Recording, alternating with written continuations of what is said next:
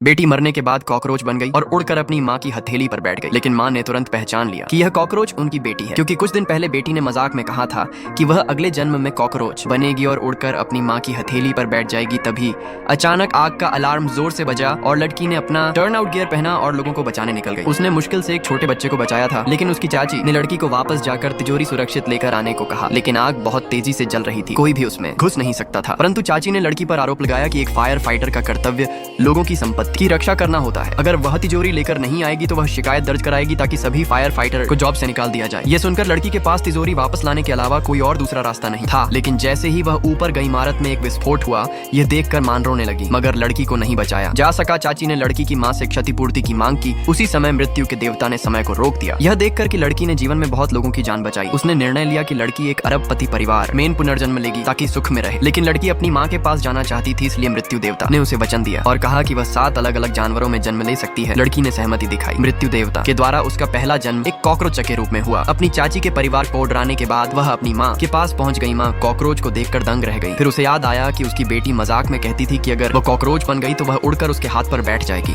उसे आजमाते हुए उसने दोनों हाथ बढ़ा दिए। निश्चित रूप से कॉकरोच उड़कर उसके हाथ पर बैठ गया। उसने कॉकरोच को अपनी बेटी के रूप में पहचाना। फिर माँ अपनी बेटी को घर ले गई और उसके लिए एक छोटा खिलौना भी खरीदा। उसी पल उसकी चाची का लड़का कमरे में आया, फिर कीटनाशक लिया और तुरंत कॉकरोच पर छिड़क दिया। कॉकरोच को मरते देख मांग भरा।